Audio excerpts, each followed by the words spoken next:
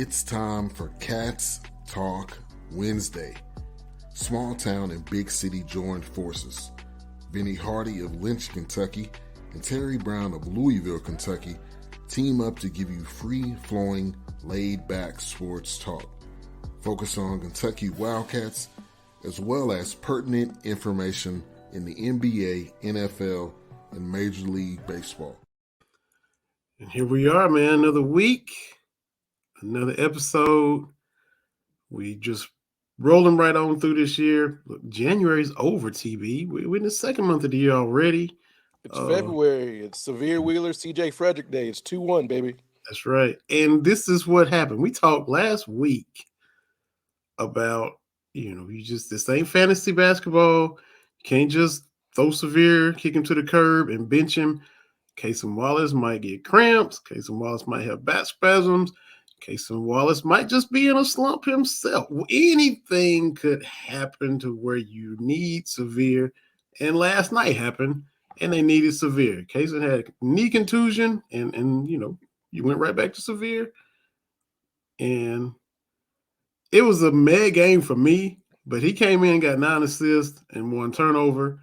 And you needed that from him to pull away from Ole Miss on a Tuesday with an ice storm, a 9 o'clock tip, and all the things that went on in the last night's game. These are the games, though. These Tuesday night SEC games.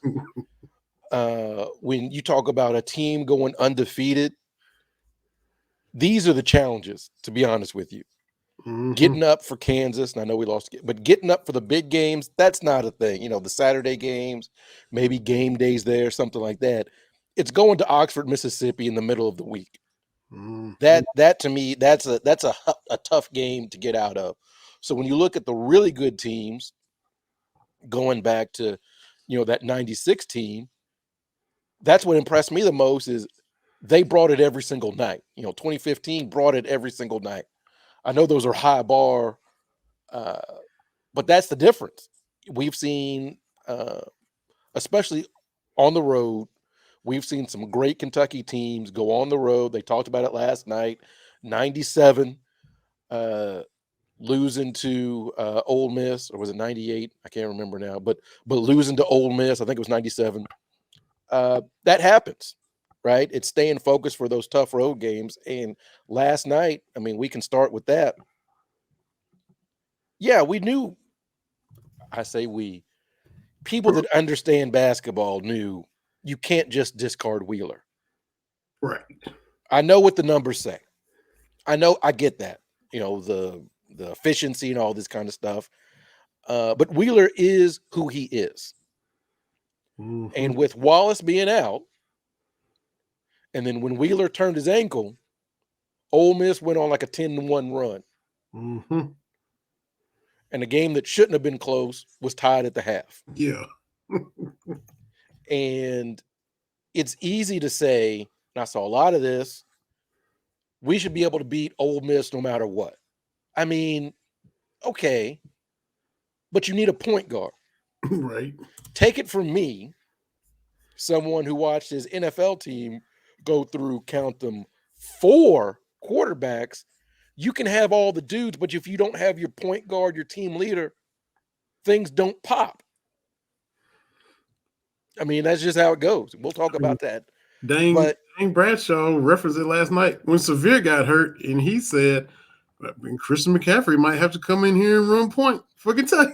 Hey, that hurt my heart, but as a Niners fan, but we'll talk about that. I'm not even mad about it. Disappointed, but not mad. But anyway, last night we saw Wheeler at his best. And it's so weird that people are still locked into he's not very good. You can say Severe had a great game, full stop. Because I saw people saying, hey, Severe played well, 9 assists. The 1 turnover was it 45 seconds left, right? Yeah. Yes, he took some crazy shots. That's what he does. Those floaters, the off the okay. That's part of doing business. You know what you're going to get, right? But he ran the offense. The spacing was terrible when he was out. It was better when he was in. He was able to get the ball to Oscar and get the ball to Reeves in easy to score positions. Yes. They pointed out last night he had a couple of those hockey assists, the pass before the pass. Mm-hmm. That's the difference between a good point guard and a great point guard, right? It's the pass before the pass.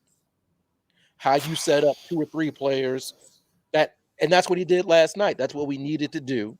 Mm-hmm. I'm sitting here thinking, hey, we get this to a 10-point lead, that's a wrap because they ain't got no offense. You and I have talked about it all the time. There's a difference between an 8-point lead and a 10-point lead. There's just a difference in that. And once Kentucky got over the hump, I said, okay, we got it. Finished.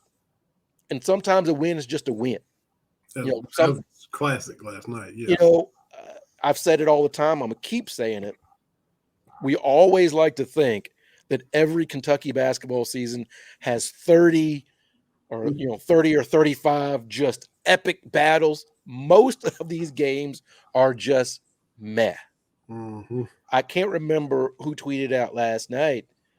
I can't remember a Kentucky Ole Miss game that was like a great game.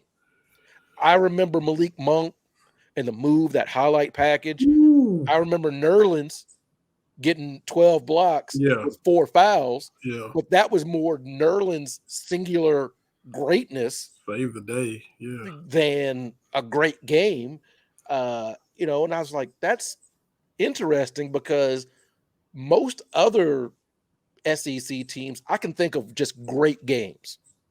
Just games where it's like, oh, okay. But Ole Miss is just kind of meh. They gave Kentucky a scare in the 38-1 year. That game at Rupp, Moody. Yeah. I mean, I don't know if that's a great game. He played great. Right. And they had everybody biting their nails. I remember that. And I mean, Moody did. Moody was balling. You got to give him credit. So but it's like you said, just a classic, just a instant classic. No. Not even in the SEC tournament. Not ever. Right. Like I can't think Ole Miss. Like I know Mississippi State. They've had some great ones. The tournament game, the John Wall year where Bledsoe put it up there, the tip in. 96, they gave us the business in the tournament. And I just know Mississippi State. Oh, what was that coach name? He hated. What was that coach's name? You know what I'm talking about? Like Stansbury. I just remember him hating Kentucky. From Kentucky too. Right. But look, last night, sometimes you just have to get a win. And I don't mean, I kind of took a little joy. I chuckled when Kenny Payne got his first win against Rick Stansbury and Western. I was like, we're going to talk about that, the Louisville ongoing disaster. No matter how it goes for Kenny, they can fire him right now. Rick Stansbury is the answer to that trivia question and always will be. Who did KP get his first dub against? Rick Stansbury and a Western team that should have beat him and went up there and no, it didn't happen. So, right. So, but last night, Reeves played well. I think he's becoming that go get a bucket guy. And I still feel that this team can do something come March. I mean, by something, I mean get to the second weekend. That's what I mean when I say something. Mm-hmm. Get to the Sweet 16. I still think they can do that because we do have the talent to do that. Yeah, Reeves floaters, man. Those, I mean, they're tough. They're high degree of difficulty. He's going 100 miles an hour too when he pulls it off. It's not like he's just cruising through the lane. I mean, he's and just the accuracy, man. And here's my thing too, because everybody keeps going back to the death lineup, and I can't remember who it was. The numbers person was like, "Yeah, this lineup is one of the most efficient in the country," but the sample size is really, really small. And so you remember the famed Warriors death lineup. They didn't play it all the time. Right. You got maybe 15 minutes a game with that lineup, and that was enough, but you don't play it all the time. I mean, And you can't wear it out. I mean, it won't be as effective if the death lineup's on fumes. Because people, Reeves got to play 35 minutes a game. No, he doesn't. Mm-hmm. Them legs are gonna go. Like we have seen this before. Last year's team with Ty and Grady and Wheeler, and we talked about it at length. Like we was winning, but I'm like, do we really need our backcourt to play 40 minutes each? That's a lot. You don't need that. And so if he can come in as that change of pace guy, I like it. I like Reeves coming off the bench with Wheeler. Mm-hmm. We saw flashes from Damian Collins last night. Yep, sure it is. And tip my hat to Damian Collins. I think it was Tristan. We'll talk to him when he comes on. That's right. We got a guest. You want to set up the guest? I alluded to it. Oh, you got two guests. Got it scrolling on the ticker. Tristan Pharis, who is he's with a sea of blue, and he's founded his own site called Kentucky Insider. He was on Round of Shots with y'all the other day, and going to be joining us in about half an hour or so. And then after Tristan, we got Derrick Akal, another Harlan Countian. As TB knows, I've interviewed many, many Harlan Countians. Derrick started at Lynch, went to Cumberland, but now coaches the Harlan Green Dragons, the city school. The Black Bears consolidated. It was Cumberland, Everson, Kaywood. I went to Cumberland. So Cumberland now, those kids go to Harlan County. But Derrick coaches Harlan City School. Harlan was always the big rival of Cumberland when I was in school. So it's still a little weird for me to see Derrick coaching Harlan. Harlan's coach, we had him on last year. Mike Jones coached Harlan, played at Harlan City. He coached Harlan County. That was weird for me to see that because I hated him as a player. He was a couple years older than me and was always rooting against Harlan. And he was their point guard, and he was coaching the Black Bears. So it's just a little weird crossover. I'll probably mention that when Derrick comes on, but they've got a really good team. Harlan City and Harlan County play twice in the next 5 days. They play tomorrow night at Harlan, and then next Tuesday at Harlan County. So gonna get Derrick on to talk about that, talk about his team and the year they're having, and a little high school basketball from back in the homeschool neck of the woods. So yeah, got those two guests coming up here in a few minutes, and we're on YouTube and Roku, part of the BS3 network. I failed to mention that as well, but Ben Sudderth, man, he reached out to us and accepted us into the big network he has. A lot of other podcasts, sports, travel, education, lifestyle, you name it, lifestyle, religion, whatever you're looking for. Hit it. Yes, they got a cornucopia. Ooh, there it is of information. There it is. Yes, it a is. Plethora. Yes, whatever you are looking for is there. It is. That's right. Relationships, movies. That's right. Yeah. So not you with the movies. No, never that. Not old man Vinny, the man in the iron suit. What is his name? Lead man. What is his name now? the man with the hammer. He got the. Man, you and Sierra was clowning me, and deservedly so, boy. I deserve it.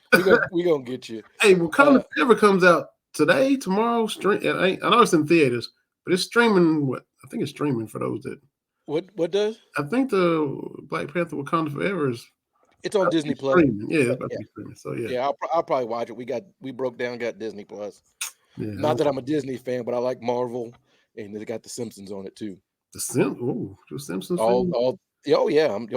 But way back the first, probably through season 8. That's where I kind of, because that's when everybody left. It's like when you're championship team and you win, and everybody kind of go their separate ways. Mm-hmm. And you have dudes that end up like Alvin Harper. That you look good as a number 2, don't look so good. But anyway. But back to Damian Collins last night. We're gonna talk to Tristan about this. Cal said he had lost 16 pounds and had been going through it. And I saw people like, hey,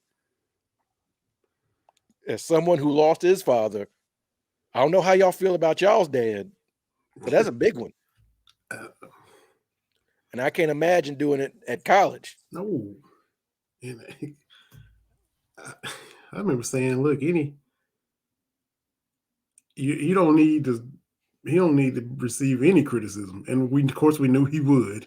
Oh yeah, Anything that he contributed was gravy in my book, because if he shut it down for the year, I wouldn't have said a word, But and you're away from home. So I tip my hat because I know what I was doing at 40. 38, 40. I can't remember. Everything runs together. But anyway, glad to see flashes of that. I still think this team has pieces. I know the defense, that pick and roll defense, it's got to be better. Because going back to Kansas, that it's got to be better. But something. Commit. The drop cover's not working. Commit, trap it.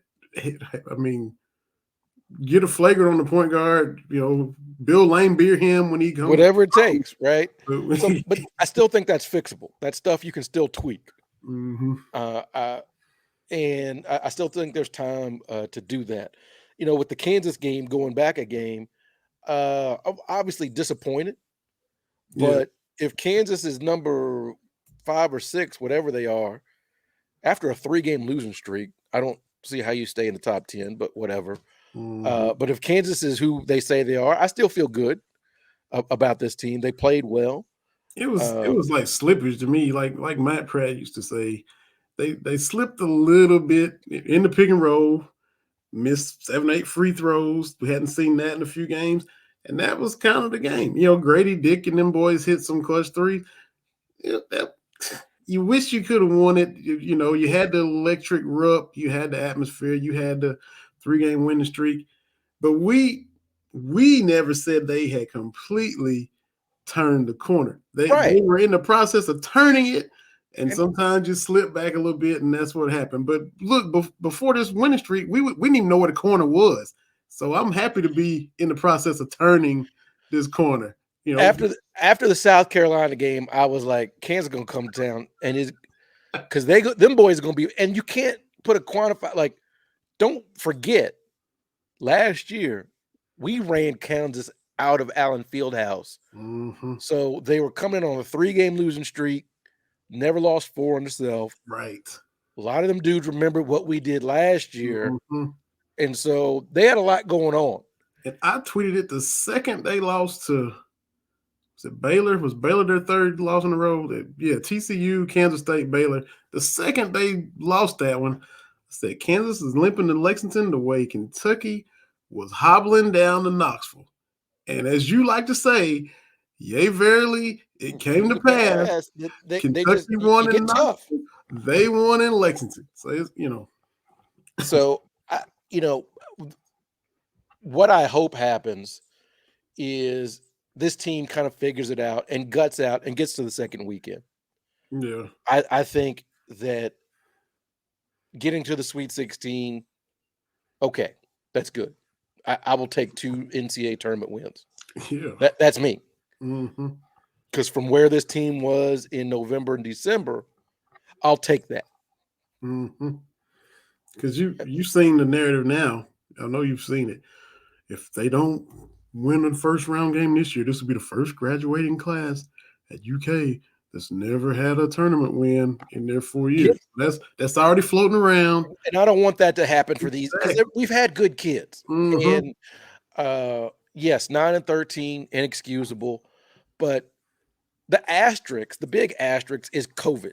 Yes. And even if you don't think that the Maxey Quigley Junior Nick Richards team was going to win a champion, they was going to win a game. A game for sure. So, you say that, it's like, it's true, but there's more to it than that, right? So, but I get it. I don't want these guys to have that over them. More importantly, I don't want it to hang for Oscar. Yeah. Because I don't want his legacy to be all that and then win a tournament game, because that's inherently unfair. Mm-hmm. So I think they get it turned around. Sweet 16 or better this season. And then you look toward, next year. But last night I was encouraged because sometimes things, poop happens. Mm-hmm. What do you do? What do you do? Yo. And they played well. Like, I don't know what we need to do with CJ. This is my gripe, and I hate, because he's a good kid, I believe. But why is CJ getting a pass that Severe doesn't get? When Severe commits a turnover, he's unplayable. CJ ain't hit a 3 in like 3 or 4 games. Mm-hmm. And it's just, what are we doing? We just got to keep shooting. Well, why does he get to keep shooting when everybody else that makes a mistake got to sit? Mm-hmm. And Severe did what he did last year. He had that goodwill. Well, look, I mean, everybody lost St. Peter's, but Severe, he lit up South Carolina. He's had, CJ was hurt, and you can't control that. Poop happens, you like to say, or when you don't run the shots, you like to get blue and say whatever. I get it. Hey, let me tell you something. Look, we had work with Junior on here. Everybody knows. Let me tell you something about the round of shots, though. The round of shots, yes, that's a Sunday afternoon. Yes, I have some adult beverages to assist with that, but I try to keep it corporate. I try to keep it corporate here. Oh, you should do that at Cats Talk. No, this is corporate, Terry, and you get. I always tell Kevin he can pull the plug because I gave him a heads up this past week. He said, "Are y'all getting ready?" Send a text. And I sent him a picture of my 4 Roses bourbon. I'm like, "Hey, my team just lost. I'm into it now." And 4 Roses, you like to sponsor the podcast, or anybody that's interested in advertising on the podcast, we'd be happy to promote your product here each and every week in audio and video format. We will promote your product. So 4 Roses, holla at your boy, TB. Yeah. So anyway, but I mean, so CJ, Severe did what he did last year, and of course, like I said, had a good season. He transferred in, led the league in assists on that garbage Georgia team, came to Kentucky, fit right in, didn't miss a beat. And you'd think that would mean something. CJ, no fault of his own, didn't contribute anything due to injury because the hamstring was off the bone, and that sounds gruesome, and nobody wants to go through that. But you're right, though. He is kind of getting a pass. It's not like he was out there lighting it up last year. He didn't give anything last year because he wasn't able to. Severe gave, but it doesn't seem to carry over. And I get it. It's a what have you done for me lately? But some bad turnovers at the wrong time, miss some free throws at the wrong time, miss some shots. That can happen to anybody. And he gets the ball. Sometimes he's got to try to create. That puts him in a bad spot. And that's going to happen too. There was people still complaining about that a little bit. That's going to happen. No, I mean, just like you said, part of doing business with the floaters and sometimes take some bad shots. Sometimes he's going to have the ball with 6 left on the clock. It just look. And I think, and we're going to talk coaching. If you know what your players are going to do, you can build around it. It's the up and down that you don't know. That's what causes the problem.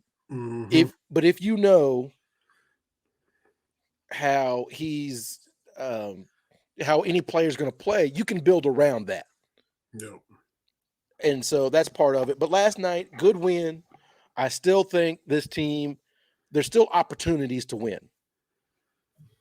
There's still opportunities within the conference to get there. Mm-hmm. And I know Cal is not a fan of the SEC tournament. There's still an opportunity to do that. Mm-hmm. So I'm gonna keep riding with them. Got no choice. But as I've often said, as we move, and I know we're going to talk to Tristan about this a little bit more. Yeah. Lost my point. But I'm gonna pull up the tweet while you get your thought back. Friend of the show, perspective that we don't have, perspective that many don't have, but a point guard who won a chip. You talked about the 96 team a minute ago. Friend of this show, Anthony Epps, came on here, tweeted out early this morning. Severe Wheeler, great job last night. 9 assists, 1 turnover. Way to be ready when called upon and lead the Cats to victory. From one point guard to the next, job well done in a must-win situation on the road. And like you said, they got some more opportunities. But last night, you had to have it. After, the South Carolina loss, as debilitating as that was, last night would have been just as bad if you let Ole Miss jump up and bite you, because you just don't have a lot of margin for error. You got to win these mad games and then get yourself in position for these games that are better for your quad 1 and quad 2 and all that kind of stuff. Right. Win these games that you have to win. Mm-hmm. And that's the important thing. Again, I keep saying we keep pretending that we get 30 great marquee matchup games every year, and that's not the case. Most of the wins are, especially on the road, let's just win and get out of here. Mm-hmm. Things are going down. Things are falling, by the wayside. Let's just win and get out of here. But before we bring our guests on, I know the Cowboys fan in you wants to rejoice in the 49ers losing. I don't know if you want to rejoice, because that means the Eagles are going to the Super Bowl. So I don't know how you feel about that. They could end up getting 2. But basically, I don't know if I tweeted it, but I said it before I got to the 4 roses. You can plan to go to your backup. Like, who was the backup when Dak was hurt? Cooper Rush. Like, you can Cooper Rush 4 or 5 games early in the season. Yeah. Teams plan for that. But few teams plan for the third guy. Mm-hmm. And we struck gold with the third guy. I don't know what else Brock Purdy is going to do in the NFL. He's injured. And, it's going to be a long – he might have Tommy John surgery. Like, woo! I mean, that's a bad injury. Mm-hmm. But if he doesn't do anything else, he's always got this run. Yep. Like, he can, he can open up a car lot in San Francisco.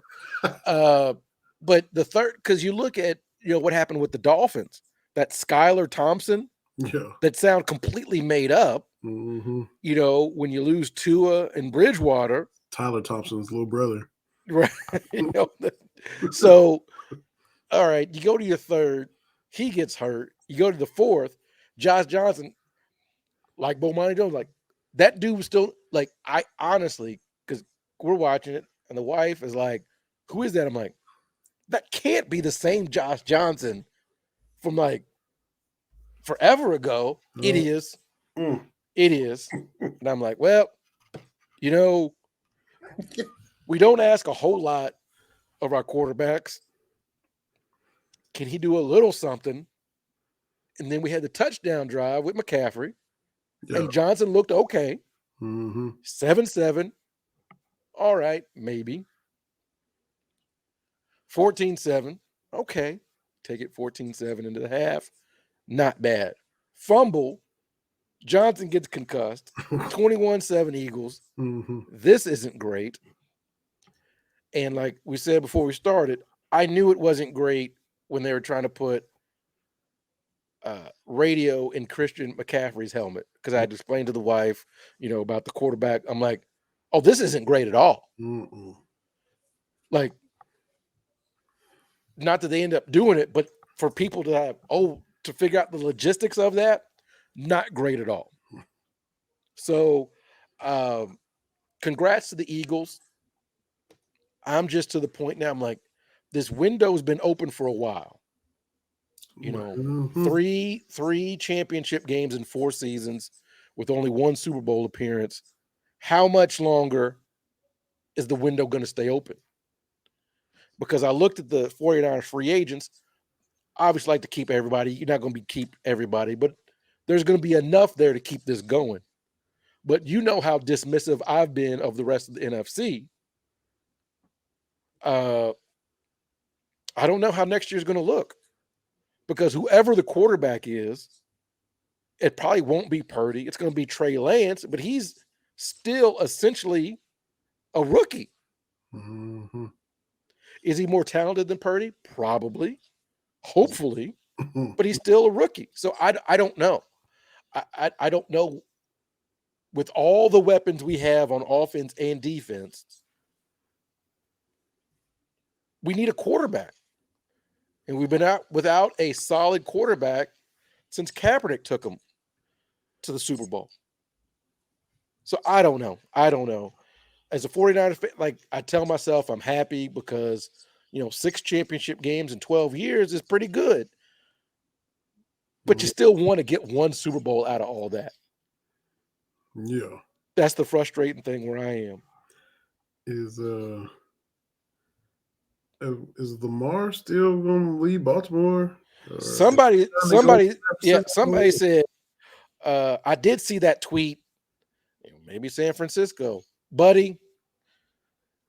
If we can do it without losing a whole bunch of people, a backfield with Lamar, CMC, with Debo, sign me the bleep up. I'm gonna save my bad words for round of shots, but sign me up for that. Man, pay him the money. Be all in. I don't know if they can pull it off, but yeah, if they can, absolutely. The other championship game, Bengals fans. The NFL is not rigged against you. I know what Arian, was it Arian Foster? Who was it? You saw that video that said the NFL's rigged. Okay, whatever. There's bad calls all over the place. That pass to Devontae Smith should have been incomplete, right? Yeah. But whatever. Bad calls happen. But ain't no. They just don't want Cincinnati. Well, y'all's doing a pretty good job yourselves by not being competitive for 30 years. Mm-hmm. Why would? So if the NFL was controlling everything, why'd they let the Bengals go to the Super Bowl last year? Sometimes poop just happens. Mm-hmm. Bad calls are made. And Patrick Mahomes is that dude. And can we say, for those who want to, prop up Joe Burrow and say Joe Burrow's good, you can say he's good without pulling down Patrick Mahomes? Can we please? Patrick Mahomes is the dude is different. Like, we got to stop this. Who was it? Did you see the clip with Mike Jones for his game theory? Orlovsky. When it comes to quarterback, Mahomes is the most talented quarterback. But when it comes to doing quarterback stuff, Joe Burrow is the best quarterback. We don't have to do this. What? We don't have to do this. We don't have to do this. We can say Joe Burrow is cold. He's cold. Yeah. Without a doubt, he's cold. Mm-hmm. And he's done things in places that didn't do a lot of stuff before him. At LSU, the offense was bad.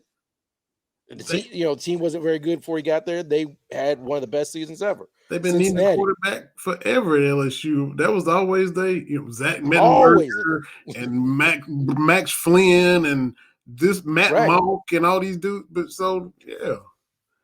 nobody is dismissing Joe Burrow. But you ain't got to do a lot. Don't chisel on Pat Mahomes and chink his armor as you try to give props to Joe Burrow.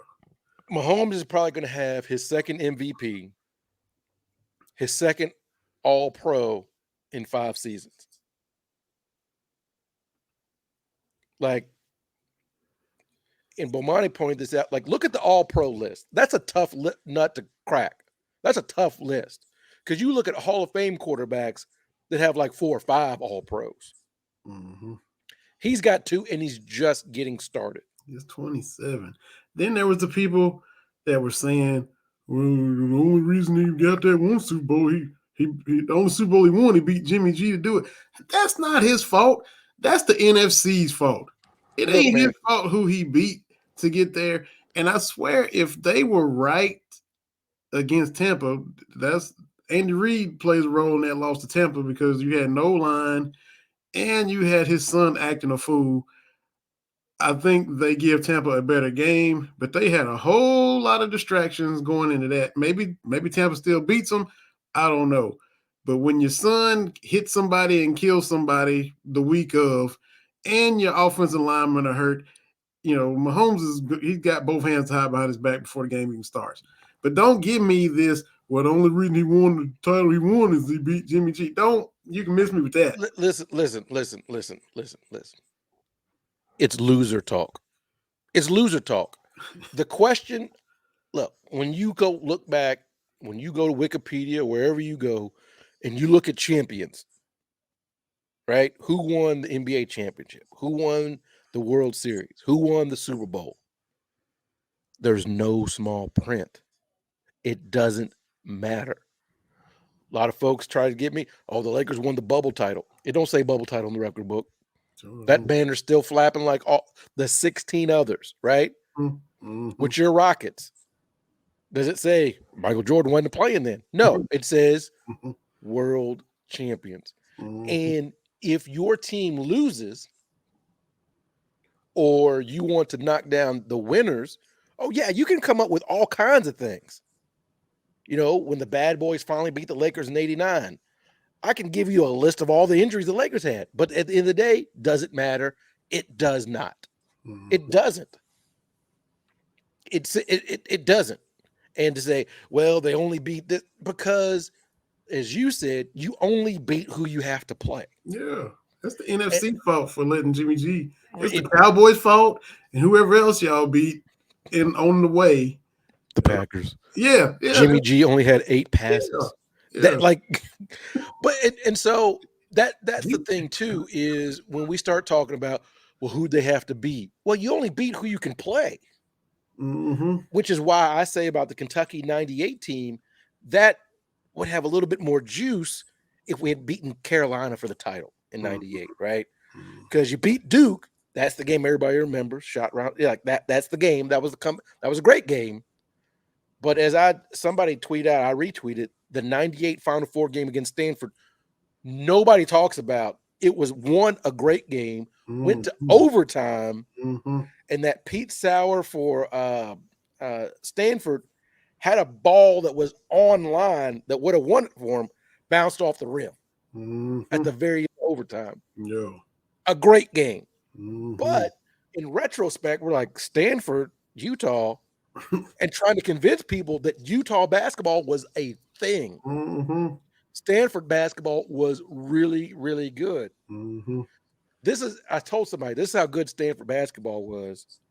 Tiger Woods was showing up at the games. This is peak Tiger Woods. Yeah. Okay. Rock star out there. Right. It was a thing that Tiger Woods, I want to say, like, maybe not Michelle Wee, but like other like Stanford alums was coming because it was a thing. So when you look back on even, who Kentucky has beaten for championships or in the Final Four, Stanford, Utah, that there's no sizzle there, but does it still count? Yes. In 96, UMass and Syracuse, not exactly elite of the elite, but you know what? The banners still look the same as beating Kansas in 2012 and Duke in 78. Nope. I mean, it is what it is. So, well, we only beat the. Did he win the Super Bowl? He did. Like, did he win a Super Bowl? Like, I don't know what else to say. Like, if you win a Super Bowl, that's it. Did you play well? And honestly, in the Super Bowl that Patrick Mahomes won, he didn't play well for about 3 quarters. And as we always, being the best, it's not always You're the best when you have to be. Right. Those moments. What you do when the game is on the line and needs to be won. That's what separates the very good from the great. What did you do with the game on the line? With the season on the line? Mm-hmm. I mean, did you know, I don't know if you saw this, one of the youth in the BBN talking about how, Brandon Knight wasn't that good. And I was like, oh, y'all just box score watching, right? Because against, was it Princeton, whatever the Ivy League team was, he shot terribly that game. But game on the line, bucket. He shot terribly against Ohio State. Aaron Craft coming all over him. And I believe Terrence Jones was SEC Freshman of the Year that year. Mm-hmm. Fine, that's great. I get you. Brandon Knight was a problem. I don't need any metrics to tell me that dude was a problem. Mm-hmm. That dude was good. We got our guests backstage. Oh, backstage. Yeah, and the BS3 network, Roku Green Rooms, we like to call it. This young fella is the editor for A Sea of Blue, and then he is founded and writes for Kentucky Insider, and he is making his first appearance on here with us. We've seen him on there doing the Round of Shots thing with you, but it's first time over here with us on Cast Talk Wednesday. Tristan Pharis is here with us, and we are glad to have you, man. Tristan, how you doing? Hey, guys. I'm doing pretty good. How about you? Hey, we can't complain, man. We can't complain. Just talking a little cats, talking about TB on Round the Shots, talking cats, and a little NFL, and just talking about all that kind of stuff, man. And glad you were able to hop on here with us, and appreciate you reaching out, and glad to get you on here, man. I appreciate being part of it tonight. Yeah, we hit a little bit of Ole Miss. TB was talking about that, and well, you was going to ask Tristan something about. Was it severe? We were talking about. Tristan had a from Cal's press conference today. Oh, is that okay. right? Yeah. It was from last night. Last night, just talking about Damian Collins. Yeah, and he kind of threw in there. He had lost 16 pounds. And I think, and I just want to talk to you about we know what the numbers say as far as efficiencies and all this kind of stuff, but we have to keep in mind, one, these are kids, and two, they're people. Like, you just can't plug and play like it's your fantasy lineup. Yeah, Damian Collins, I mean, we see what he did in the Bahamas, how confident he looked, and he just looked like a completely different player from last season. And I think a lot of people just kind of underestimate just how big his father was in his life. Mm-hmm. You lose somebody like that right before the season, you don't have a lot of time to grieve over it. You don't have a lot of time to get over it. I mean, you got to try to make it to the next level is what he's trying to do. But yeah, the 16 pounds, I mean, he's already thin and he was trying to gain weight. When you lose that, that kind of sets you back physically. That probably puts him back at his freshman weight. So, I mean, you can't just plug and play somebody that thin. Yeah, he has the length, but look at the girth of some of these guys having the SEC. He's just going to get bullied. But yeah, I wish all the success for him. That he's a good kid. And the one thing I'll say to anybody about this team, obviously they have their flaws, they have their negatives, but this is one team personally I'm rooting for. You just, when you're around them, you see how much the negativity has affected them. And some of them have been open about it. Some of them haven't. Like Antonio Reeves during, I think, his call-in show last week, Cal just kind of threw in. He kind of went through a similar stint as Jacob Toppin did. Nobody heard about it. I had a chance to talk to him about it a little bit after Saturday's game. He just kind of talked about the pressure that comes with playing at Kentucky. It's not for everybody. You've heard many people say it.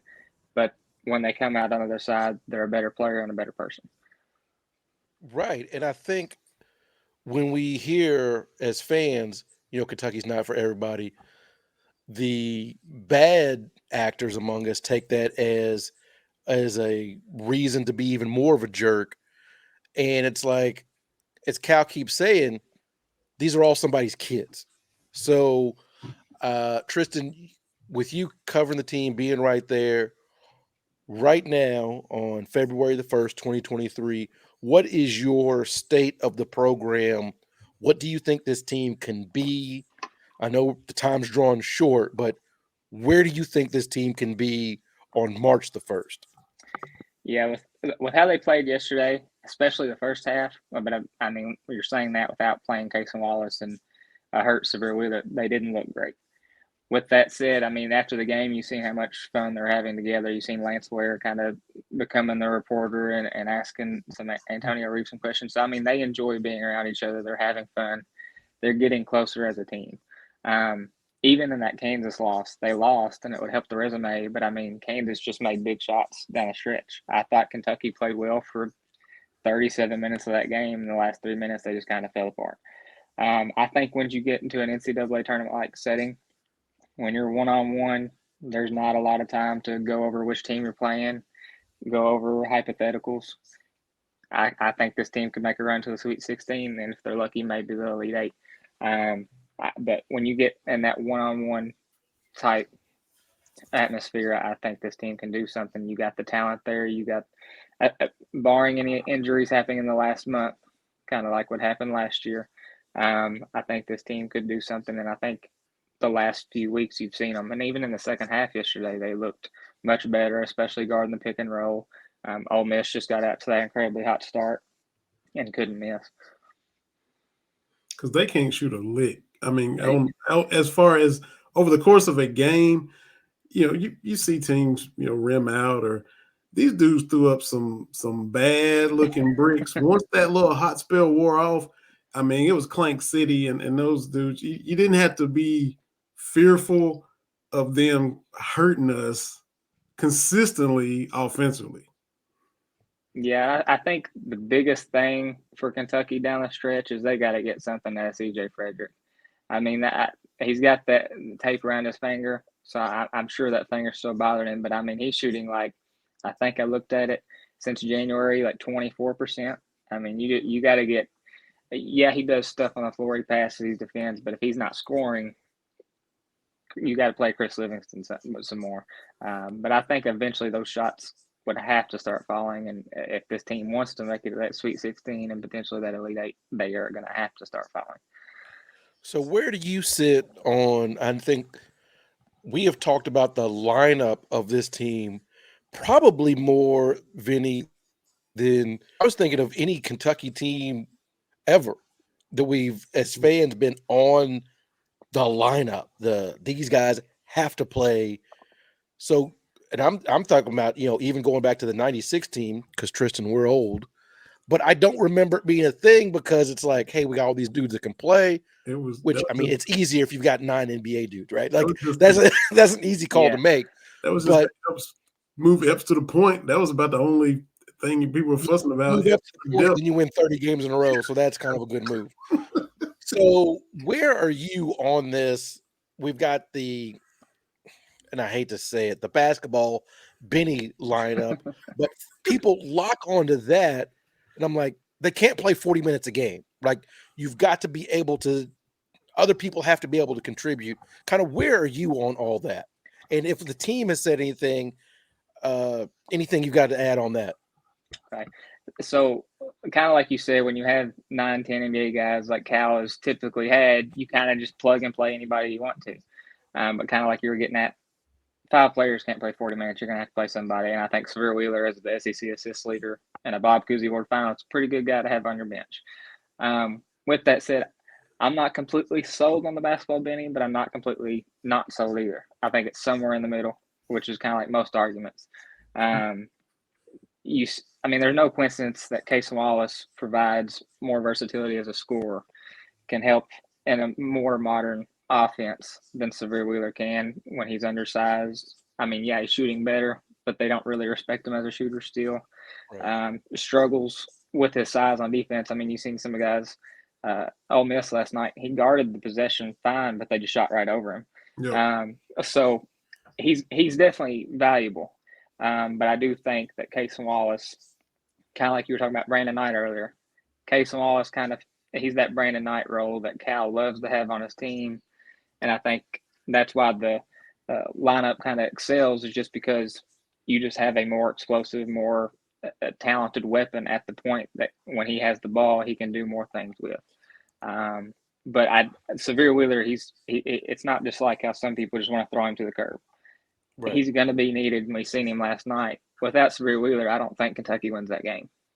Well, he went out after turning his ankle, and it was like an 8-1 run or whatever for Ole Miss. And Thiero, who's a dude I would love to see, give me Junior Adu Thiero. Like, give me that guy. I'm buying that stock. He's going right to make now. an impact on college basketball. Right. Give me that guy.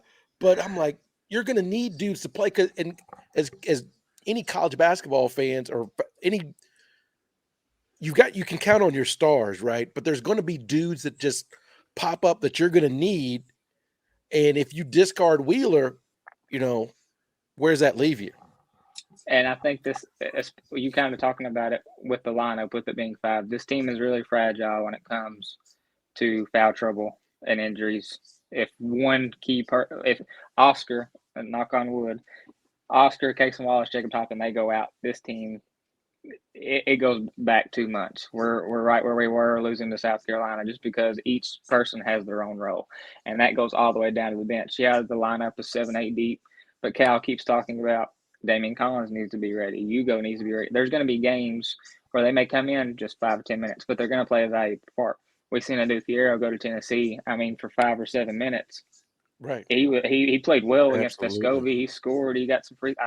He did everything you wanted a player coming off the bench to do. And I think Cal does that as good as any coach in the country. We go back to the Marcus Lee game, when the Elite 8 against Michigan had all those string of did not play Vinny. And then all of a sudden, he goes for 15 or 8 or whatever. So you're going to need dudes to step up and play. And he talks about how hard that is, and it has to be, to have yourself ready to play, but then not know when or who or the matchup or the situation or what point in the game. So that is a tightrope that you got to try to walk and navigate, and mentally and physically.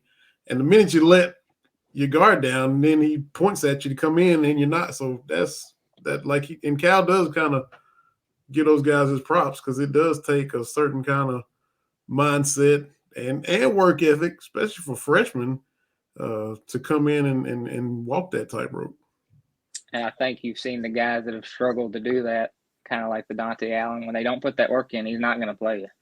So you gotta put the effort in, even if you're the 8th or 9th player, because if it doesn't pay off this year, you're more liable to, if you're not going to transfer, come back. It's going to pay off as a sophomore or a junior. Look at Nick Richards, Emmanuel Quickly. Right. And you tell people like, oh, Cal's not playing this guy. You're not at practice, right? That's the biggest thing is, Tristan, you're around the team. The dudes that are doing it in practice, doing it extra, doing whatever. Those are dudes that he wants to trust and play. And if you're not doing those little things, then you're not playing. I don't care how good a shooter you are. You're not going to play if you're not doing those extra things.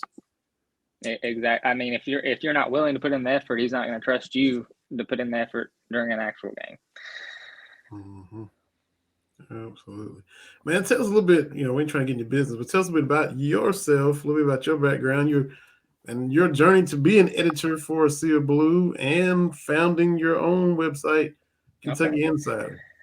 So actually, by day, I'm an accountant, so it doesn't sound that fun, but by day, I'm an accountant. That's what I still do at my day job. I like to cover Kentucky. It's fun, a little bit extra side money. But back in 2019, I guess it kind of dates back to when I was in high school. If I had to write a report, and if it was a free topic, I always chose Kentucky basketball or Kentucky football. It was just something easy to write about. I even remember in elementary school, before I learned how to get internet stats, I kept the stats of the game so I could go back and look at them. So it's always just been a passion. And back in 2019, I kind of just committed to it. Bought the domain, started putting in the work, and over COVID, obviously you weren't in person, you couldn't do anything. Coming out of COVID, though, we were built up some audience, so I was finally able to get credentialed. And during that time, I actually started helping a Sea of Blue which that's really picked up here in the last year or so. Kind of got married and bought a house all at once, so kind of had to all at one time. Graduated school, so I kind of had to let everything go for a few months. Kind of got married. Yeah, kind of got married. That just happened. But yeah, it happens. But after that, I got back with it, and we've been going for almost a year now. So this season's probably been the most events, games, the interviews and stuff we've gotten to go through. So it's definitely been neat to. I'm always going to be a fan, and it's always neat to just be that close to these guys and get these guys, get to know them on a different level. So I'm going to give you two pieces of advice. You haven't asked, but I'm an old man now, so I'm giving advice. One, I got you. And I think you've done a good job with this. Just be you. Like, it's simple, but, Vinny, we've been doing this for a while. My advice is don't try to be somebody else. Just be you, and you've done a good job with that. Love your stuff. Two is, I forgot my second one, Vinny. This is what happens, Tristan. When you get old, you got to write stuff down. But just be and the thing I like about Kentucky bloggers, whatever you want to call us, is there's a market for whoever you are. Talking to fans of other fan bases, and it's like they're impressed that, yes, there's KSR, right? Not every place has a KSR. Mm-hmm. However you feel about Mount Jones, you got to tip your hat, right? But there's not another fan base that can sustain everybody. That's the thing. We've got fans like Michelle, who listens. I mean, that might consume 20 to 25 hours worth of Kentucky podcasts a week. Easy. And go into all the sites because everybody's a little bit different. A Sea of Blue is going to give you a little something different. We try to give you a little something different. Round of Shots tries to give you something different. That, to me, I'm telling my wife, she's an Iowa person. So just trying to explain, that's what makes, because she sees all the crazy people on Kentucky media, right? Or Kentucky social media. Right. There's a lot of jerks out there. I mean, let's be honest. But I'm like, there's something more to that because everybody's doing their own thing. You go to the games, you can see somebody from the Herald Leader right next to a Sea of Blue, right next to this place. And I love it. I'm preaching, but you're doing good work, Tristan. Thank you. Even though if you make me feel old, but I just say I know I make some people mad, but like you said, when I'm doing what I do, I try to look at it from a neutral perspective. But as a fan, what do I want to know? I don't care what somebody else's, what their opinion they want. Right. I want to know what personally, and that kind of helps me convey the information I put out. And as far as Terry's number 2, it was probably don't forget number 1. That's probably what's number 2. I don't know, but but for me, always stay a fan, right? Like Vinny and I talked about it. The day I go to Rupp Arena to cover a game, and I'm just like, oh well, it's Rupp Arena. No, it's always be a fan. But my second one was, if you can avoid it, do not go into a losing locker room in the NCAA tournament. That's not fun. If you can avoid that. As I say, I'm hoping we can go a little farther this year. I can't. Yeah, because that probably Vinny, I think that's the worst thing I ever had to do. Mm-hmm. Was covering the Kansas State game. Yeah, I feel like is crying, and I'm like, oh, I just want to give him a hug, but I'm supposed to be media, and I'm like, I can't do this. I think that locker. When you said locker, I thought about that. The John Wall team. Yes. Obviously, the 2015 team that had to be pretty bad. Yes. And then the Fox Bam, those interviews. Yeah. Because the thing is, the Kansas State locker room was right across the hall from the Kentucky locker room, and they're cheering, and you're like, oh. But anyway, you're doing good stuff, Tristan. Thank you, guys. Absolutely. So what part of Kentucky are you from? So I know I have a Southern accent, but I'm not part of Eastern Kentucky. I don't own a farm. I guess it's kind of where I grew up. But I'm from Central Kentucky, a place called Grayson County. Okay. About 30 minutes from E-Town, an hour from Louisville, about 2 hours from Lexington. So I don't get to make it to everything, but I go to a lot of stuff. Well, you sound like you're from my neck of the woods. I'm from Eastern Kentucky. He sounds like he's from my neck of the woods. I'm from Louisville. Okay. We got accents in Louisville. Why y'all try to always put us out of the state? He said I sound like I'm from Eastern Kentucky. He said it. As I say, I got a southern drawl that gets a lot of people's attention out of state. So I'm like, I promise, I'm not like, I don't just harvest corn on the weekends. I don't think we got you scrolling on the ticker there, Tristan Pharis. But what is the Tristan Uda? What is that in your Twitter? What's the? So that's my middle name, and it came from my papa. So he actually didn't have a middle name. So when I was named after him, it's just always been a pride thing to throw that name out there. So I've actually, when I first got my license, I used it more to show people my middle name because they didn't believe me. They're like, "That's not a name," than I did to actually like it for anything else. So just a sense of pride for my family and stuff. Because I wonder when we first started following each other, I thought, okay, Tristan Uda, this dude, Tristan Uda, follow. Okay, cool. Oh, see, and you browse the profile, and I was like, Uda, that's a unique last name. I know a Mike Uva. He covers South Carolina. It's UVA, like Uva, UVA, and I was like, and then I saw you, Uda. I'm like, oh, okay, Uda, that's cool. But then Vinny, you sound so old, Vinny, because you're always like, you related to them people. You related to we old people, man. We looking at 50 here, so you gotta get a good little great. Have you ever seen the movie Life with Martin Lawrence and Eddie Murphy? I know who Martin Lawrence and Eddie Murphy are. Well, check out that movie because that's where me and Vinny are heading after doing this for so long. But then I realized your last name was Ferris, so I knew when we had you on, I had to ask what the Uda. Yeah, well, actually so my great grandfather's name was Oda, and then he was Yuda, and both of them are German. So, So what do you think for Florida Saturday? We get the Mike Pratt jersey retirement, which was glad to see it. Wish it happened a little bit sooner. I mean, way overdue. Yeah, if we can be honest, Tristan, we've had this conversation. We need more jerseys retired. I'm with you. Because we're going to have pretty much 30 years since we were in school, Vinny. Again, we're old, but 30 years of Kentucky basketball, and nobody's been recognized. That, to me, seems like a big omission. I was going to say, you're going to have, I think in the next decade, you're going to have guys like Keith Bogans get up there. They're going to have to let some of the stuff, like, I mean, Anthony Davis is one of the greatest college players ever, whether he's here 1 year, 4 years. He's got to go up in the rafters, especially after everything he did.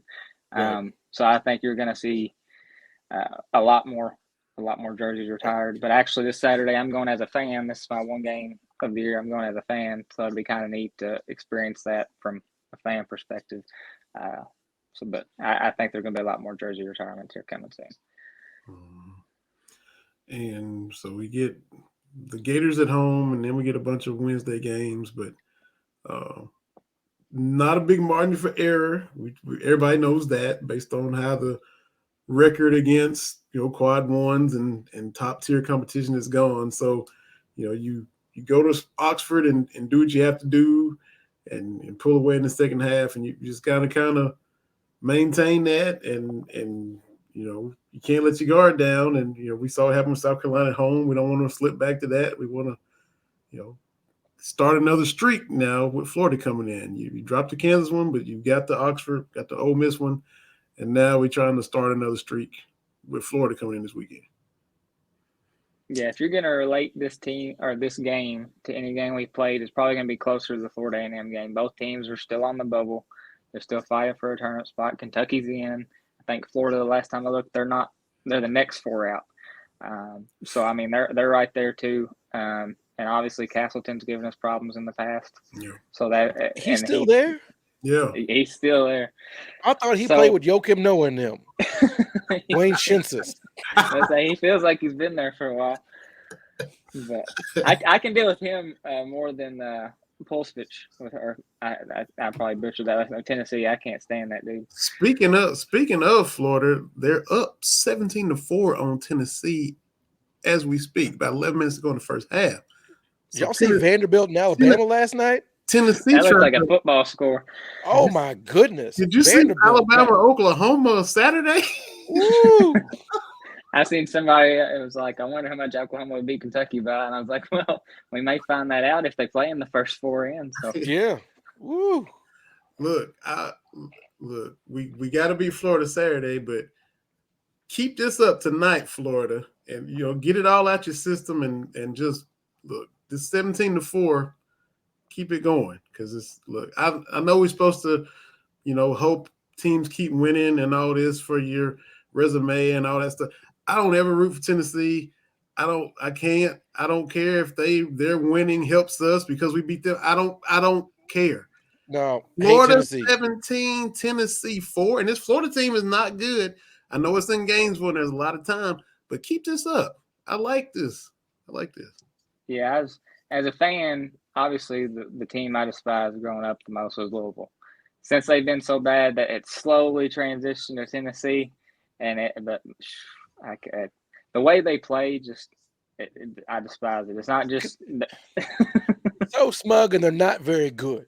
Yep. Yeah. And if you would think, looking at a Rick Barnes coach team, he wouldn't coach his team like that, because that doesn't as the type of guy, when you just kind of look at it from the outside looking in, he doesn't look like he would coach a team like that. You got guys playing dirty, flopping. Plavich, that big 7, he's a waste of 7 foot. He's the sorriest rascal I've ever seen. Rick Barnes had Kevin Durant and did not make the second weekend of the NCAA tournament. I don't care what else you have on his resume, Kevin Durant. And it's not like he got to the NBA and all of a sudden got good. Yeah. We could talk about Cal and all the dudes and not winning championships. If you don't make it to the second weekend with Kevin Durant, I'm skeptical of your coaching abilities. So that's how I feel about Rick Barnes. And he was losing to Tennessee when he was at Texas. So whatever. Chris Lofton was dotting Kevin Durant's eye. Oh, man. Are you an NFL guy at all, Tristan? Do you keep up with it? Do you have a team? And who's your Super Bowl pick? So NFL is kind of just like, I used to be a big Peyton Manning fan. So I grew up a Colts fan. So when he retired, I kind of just didn't pick a team. So I just watched the NFL to watch the NFL. Obviously, I kind of root for more of the local teams, probably the Bengals. Before they hired they drafted Burrow, but they just struggled forever. So it's good to see them playing well. But my Super Bowl pick, I'm probably going to pick.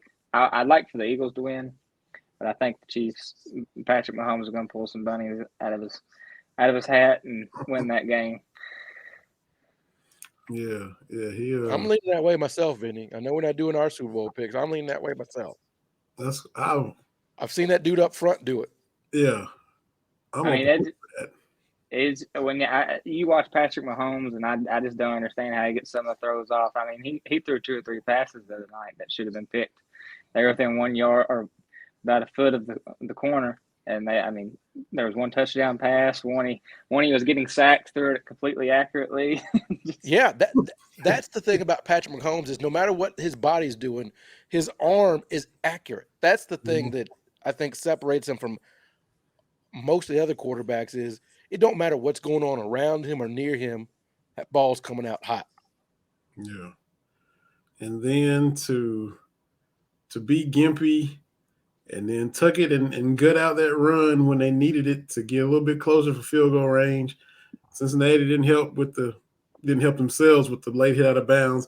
And all the people in Kentucky, I know a lot of Bengals fans, but the whole narrative, you can't call that. Yes, you can. Yeah. He had 2 feet out of bounds and was when you way out of bounds, you have to call that. Yeah, that's a have to call. That was the correct call. I know it made a lot of people mad. The officiating, that was the right call. The only part the officiating, they just had a lot way before that play. They just had a lot more effect on the game than they should have had. Oh yeah, man. That third down, what happens if Kansas City gets a first down? Are they still gonna pull it back? It's still gonna be 3rd and 9. I don't know. Yeah. So, and then that was sketchy, but Cincinnati still had chances, as they were the objectives. Bengals fans and Zach Taylor even said after the game, but they look to be in better shape for the foreseeable future than they have been for all those years pre-Burrow. You never know. Dan Marino thought he would get to more than he did. He only made it to one.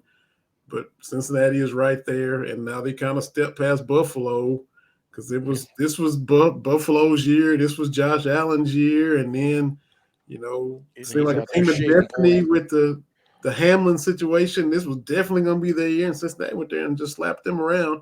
So now it's Cincinnati stepping up, trying to be, a perennial contender. So we'll see how it goes, and they're trying to be challengers to the Mahomes throne, and it'll be fun to watch. And Bengals fans can be proud because they have been bad for years. So it'll be interesting to see how the finances, because Joe Burrow's about to get paid, Jamar Chase is going to get paid. How many guys can you keep around? And they've been historically cheap. Yeah. as the other Cincinnati team too. Yeah. Oh yeah. Poor Cincinnati. Yeah. Well, man, Tristan, what you got coming down the pipe for either website, either Kentucky Insider or Sea Blue? What you got coming? So right now I'm working on obviously there's going to be daily stories, but the one story I'm working on right now, hopefully I can get an interview in with Hugo next week. But if you get a chance to see the guys' warm-ups, you always see Oscar and Hugo teasing each other, going back and forth, bantering. So even after the loss, I kind of talked to Oscar about it on Saturday, and he talked about how Hugo is his little brother, pretty much, that he loves that guy. So I kind of just I'm diving into the brother-like relationship they have. Oscar just talked about how when he leaves, he wants to put Hugo in a spot to benefit this team, be well with this team, and just kind of diving into their relationship and Hugo's future here. Sounds good, man. Y'all check it out. Kentucky Insider, Sea Blue, at Tristan Uda on Twitter. We got it scrolling right there, and we'll tweet all the good stuff out once the show's over, man. Tristan, appreciate you hopping on, and we have to have you on again, man. Always good stuff. Yes, sir. Anytime. I appreciate it, guys. Thank you, Tristan. Thank you, man. Have a good one now. See ya. Tristan Pharis, Kentucky Insider, Sea Blue, fellow panelist on Round of Shots with you. Man, you doing good stuff, doing big things, man. Yes, sir. Yes, sir. And I know we got another guest on the way. I will be right back. I've got my dog is doing a dog thing, so I will be right back. Sammy doing his stuff.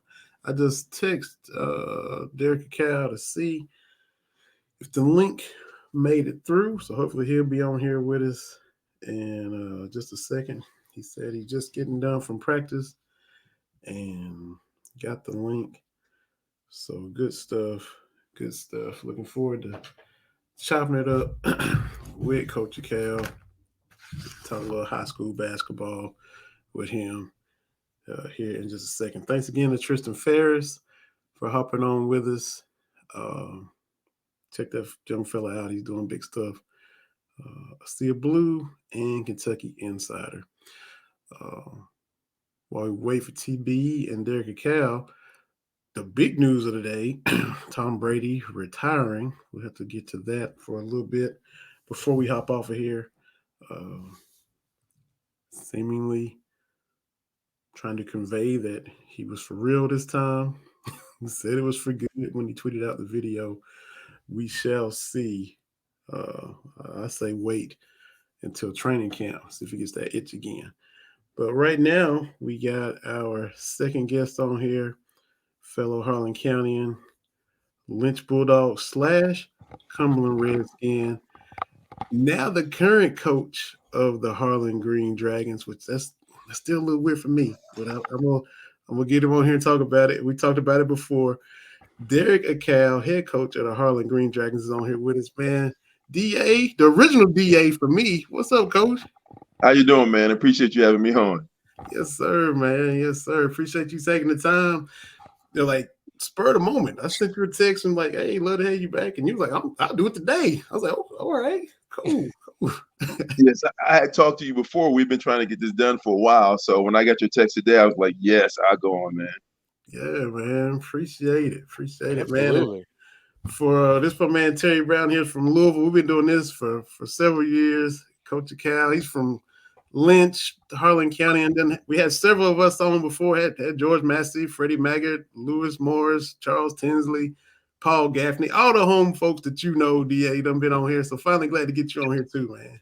Thanks, man. I appreciate them. Them some names, man. I don't know if I can live up to all that, but I appreciate you having me on. Now, hey, Vinny puts it on for his people now. I will say this. We always have a Harlan. I don't think we've had a month of doing this show, and this is going back 10 years, where we haven't had some Harlan County representation. So I tip my hat to you. I like that. Okay, Vinny. All right, man.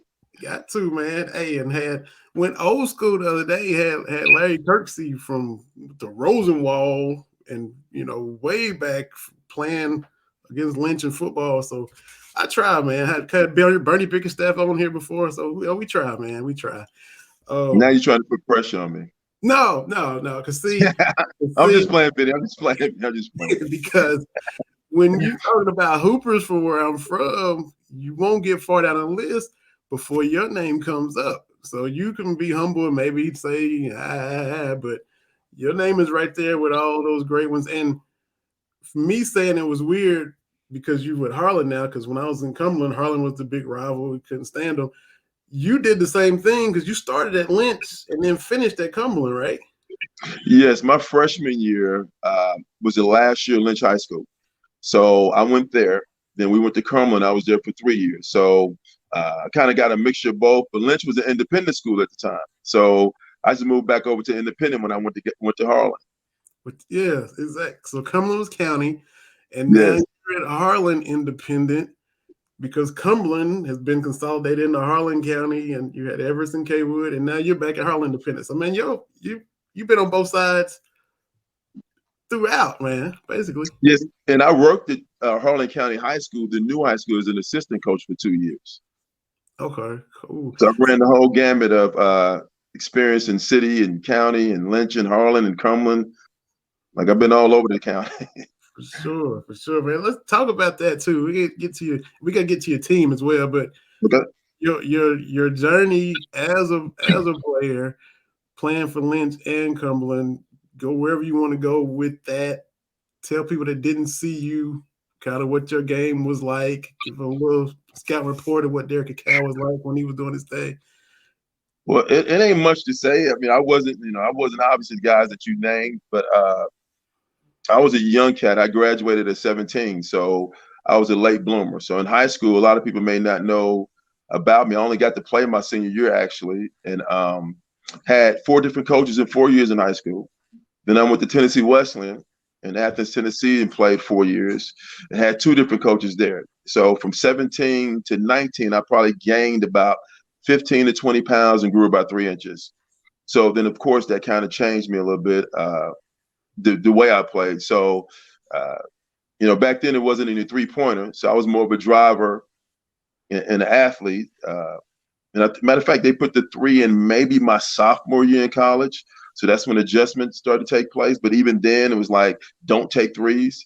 And as we get into more about my team, you'll see that I've turned that around like 360 or 180. But yes, so man, my career probably later on in my life, and probably when you probably seen me or people in Lynch could remember me, it's probably when I got 19, 20-ish. So speaking about me as a high school player, it wasn't much to speak about. That's just the truth. Your coaching journey too, man. You've had a lot of coaches, like you said, in high school and college. So who stood out as your influences? Who did you take from? What's kind of molded you and shaped you? And where did you start your coaching career, and where's the places you've been as a coach? Okay, I spent 11 years in the Army. So that kind of shaped a lot of my coaching also. The leadership skills I learned in the Army, trying to apply some of those things. So that kind of shaped it. Some of the coaches I learned a lot from. Some of the coaches I learned how not to do things. That's just, the way it is. Having that many different coaches, you've learned a lot of different ways of doing things. When I came back to Lynch, Bill Scott, I don't know if you remember Bill Scott, Vinny. He was coaching Cumberland at the time, and he let me come along and and help a little bit. And but we're talking about 2003 when I first started coaching back here. But that was when the game was a little different. Like, I guess you guys watching the basketball now, it don't look anything like it did in '02. So for me as a coach, I've had to like look at a whole bunch of different guys. Now I still got a bunch of my friends who coach high school and some who coach college, and a couple of guys who played in the NBA I talked to. So we kind of like, bounce things off each other. So the coach Akal today is totally different than the coach Akal in '03. And I had Coach Scott my freshman year. I had him in my shop class and at Cumberland. And he brought you on. It's crazy. It's about to be 20 years since Cumberland made that run, won the region, and went to state. And you were on that staff with him for Cumberland's Sweet 16 trip in '03, man. That's been 20 years ago, man. Yeah, I was, man. That was like a fun ride, man. We had a bunch of guys, just tough. I call them football players because most of them play football. They was just tough guys, man, who defended. And that was like one of those magical runs. You look up 5 games later, you at Rupp Arena, and I don't know, we had a losing record that season, so which was even crazy. Yeah. So that was the first time in the history of a county school that they made it to the Sweet 16. Because the whole town was there, man. I was living in Kingsport, Tennessee, and I got to work. And I'm driving to Lexington. I said, Cumberland's in the Sweet 16. And like you said, the season was bumpy. And then you get hot in the district, get hot, win the regional, and you was in Rupp, and I was in Rupp to watch y'all, man. It was like you said, it was magical. It really was. It was fun, man. It was fun. I'd like to go back another time. Yeah, and look, man, your team right now this year, 20-3. Let's see. And you mentioned, the scoring. Like, let's see, I looked it up. 1,700 points, 1,754 points scored, 1,385 points allowed. So that just tells me I ain't really great at math. Y'all blowing people out, basically, to have an almost 400-point differential as far as points scored, points allowed. Went to the Facebook page, and the promo is the most electrifying team in Kentucky. That's what y'all are saying. 11 times y'all scored over 80 points, 3 times scored over 90, hit 100 the other night when y'all beat Middlesboro 100-51. So is that the style of play every year, or is it because based off of personnel this year that you're playing this way because you got a lot of guards with a lot of experience? Just tell us a little bit about your philosophy and your squad. I've always wanted to play this style, but like you said, you got to have the guys ready to play this style. We'll get a little bit more depth now. We're a better shooting team. So, like, if you watch us play, we're going to take about 33s a game, sometime even more. And we're going to probably take the first 3 we see. Like, it goes against what I started doing when I first coached. Like, I would spend an hour and a half working on defense. But we could never score in the early years. So as I started to coach and for me evolve, I kind of said to myself one day, like, unless they start giving me points for doing anything other than putting the ball in the hole, maybe we need to start shooting the ball a bit more. So we've spent a lot of time in our practice shooting the ball, and I think we shoot like 37 and 38% from 3. I got about 3 guys that can shoot it over 40%, but we do that a lot. So I don't know about the most electrifying, team, but I think we're a fun team. If you come watch us, we're going to get up and down the floor. We're going to pick up defensively. We're one of the top rebounding teams in the state, and I only got one guy over 6'2". We go to the boards hard. We defend.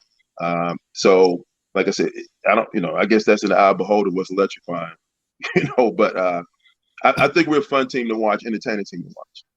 I was just reading what the Facebook. I was just reading what it said. I wasn't stretching nothing. I was. Hey, listen. I said, now he gonna have teams coming at us, man, saying, no, it ain't them. So I don't know, man. I don't know. But we probably had, like I said, I don't have anybody over 6'2", and I got a couple guys that's very explosive to be 6 foot, and we probably had, I'm gonna say 15 18 dunks in the season from guys who are 5'11" and about 6'1". So when that happens, there's something you don't see often in the game. It's 5'11", 6-foot guys dunking off of alley-oops and off the break. So maybe that's where that comes from. But like I said, we take 33s a game. So if you see 3 dunks, you're probably going to see 33s. So maybe they're talking about the electrifying thing is the 33s that we take and not necessarily the 3 dunks. Well, I know I watched the little bit of the promo, the highlight video, and it was, of course, the radio guys. It was a lot of my goodness, and they weren't just dunking, barely getting over the rim. I mean, I don't know if it was Caleb. I think it was number 4. I mean, he cocked it back. I mean, he cocked it back like Ja did the other day. Yes. And this is high school, and I was like, that's impressive.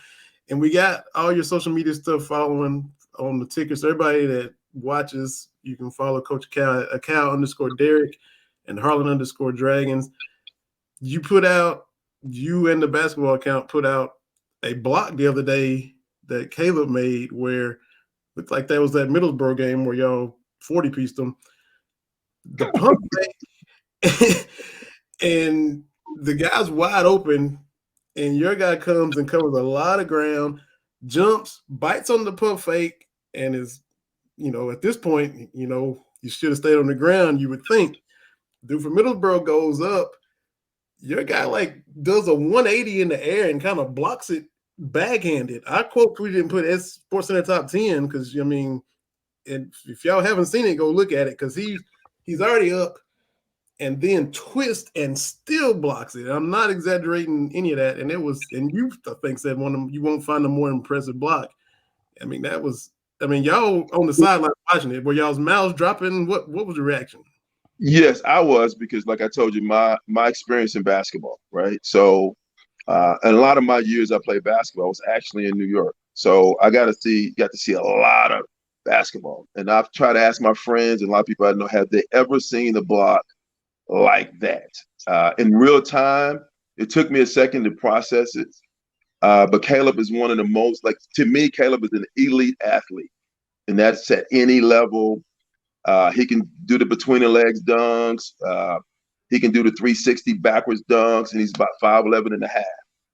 So when he jumps up there with his left hand to block it, realizes he misses it and does a 180 and backhands it out of bounds in slow motion is really crazy. Yeah. And what happened was Kevin Durant actually tweeted a block by Nick Claxton. And Nick went up left-handed, still facing the guy, missed it, and blocked it with his right hand. So I subtweeted Kevin Durant and put Caleb's block on there because I think Caleb's block was the best block I've ever seen personally. And if somebody can show me one that's better, then I'll take it. But if you do a 360 and backhand one out of bounds at 5'11" and a half on a pump fake, then I want to see that one. And he kind of had to do y'all all gonna know what I'm talking about. He kind of had to move his head from the backboard like Michael Cooper did when Dr. J dunked on him. As he's spinning, he kind of ducked his head so he didn't hit the bottom of the backboard and still blocked it with the other hand. So he did all that in one fell swoop. It was crazy. And what's crazy about Caleb is we talking about his athleticism, but he shoots over 40% from 3, and he's one of the top 3-point shooters in the state of Kentucky right now. Man, so complete game. TB, man, if you got anything, man, I ain't trying to. Yes. No, I love it when we talk basketball. That's the sport I grew up on, even back in Louisville. So I'm listening to Coach talk, and Coach, you talking about having to kind of change your mindset because Vinny and I are old. Can we say that, Vinny? And how the game used to be, but now you got to. The 3 isn't just a luxury. You have to be efficient at it if you're going to be competitive, and that to me is that switch where it went from I don't want to say like a freak thing, you hit some 3s, but now you've got to be able to both defend athletically as well as the finesse part of hitting that 3-point shot. Yeah. And see, so another thing, I started to realize a lot of kids don't play a lot of pickup ball anymore. Okay. So you don't see a lot of the things that I seen when I was young in terms of how to shoot the ball mid-range or get yourself open. And it's just realistically 3 points is more than 2. I mean, that's just factual. And the most contested shots you're going to get is the shots that get closer to the rim. Okay, against a good team, the closer I get, the more contested the shot going to be. And just in terms of, if you just watch the stats, and I know it's crazy, and I'm from the 80s, I'm 56 years old, and this was a battle for me to deal with taking threes.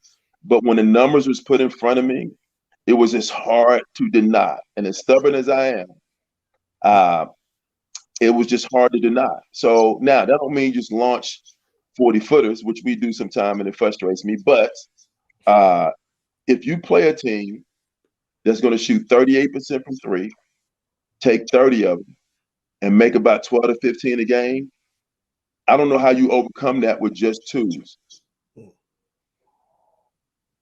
That makes sense. Yeah, the math don't math. Yeah. It doesn't. Now, like I said, I come from an era when there wasn't any 3s. And I got friends right now think I'm nuts. Like, why you guys take so many 3s? Why you shoot so many 3s? One, I don't have any post players that I can throw it down to and make consistent 2s, right? That's number one.